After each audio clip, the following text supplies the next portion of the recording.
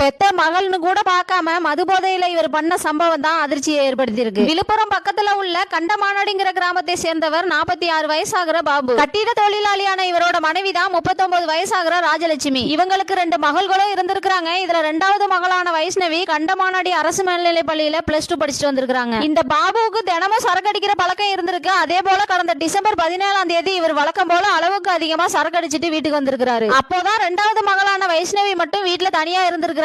வைஷ்ணவி கிட்ட சாப்பாடு போட்டு கூடுன்னு சொல்லி இந்த பாபு கேட்டிருக்காரு. அதுக்கு அந்த பொண்ணு சாப்பாடு இன்னும் செய்யலன்னு சொல்லிருக்கு. இதனால மது போதையில இருந்த பாபு கோவமாயி இன்னும் சாப்பாடு செய்யலையான்னு கேட்டு தன்னோட மகள்னு கூட பார்க்காம அந்த பொண்ணை அடிச்சு கடுமையா தாக்கியிருக்கிறாரு. வழி தாங்க முடியாம கத்துன வைஷ்ணவியோட சத்தத்தை கேட்டு அக்கம் பக்கத்துல உள்ளவங்க ஓடி வந்து வைஷ்ணவியை மீட்டிருக்காங்க. படுகாயம் அடைஞ்சு உயிருக்கு போராடிக்கிட்டு இருந்த வைஷ்ணவியை விழுப்புரம் அரசு மருத்துவக் கல்லூரி மருத்துவமனையில சிகிச்சைக்காக சேர்த்திருக்காங்க. இந்த சம்பவத்தை பார்த்து அதிர்ச்சியான பாபுவோட மனைவி ராஜலட்சுமி போலீஸ் ஸ்டேஷன்ல கம்ப்ளைண்ட் பண்ணி இருந்திருக்காங்க. போலீசாரும் அவரை அரெஸ்ட் பண்ணி வேடப்பட்ட கிளை சிறையில அடைச்சிருந்திருக்காங்க. ஆபத்தான நிலையில 26 நாளா ஹாஸ்பிட்டல்ல தீவிர சிகிச்சை பெற்று வந்த இந்த வைஷ்ணவி நேத்து காலையில சிகிச்சை பலனின்றி பரிதாபமா இறந்து போயிருக்காங்க. பெத்த மகள்னு கூட பார்க்காம இப்படி ஒரு சம்பவத்தை பண்ண இவரோட வழக்கு இப்ப கொலை வழக்கா மாத்தப்பட்டிருக்கு.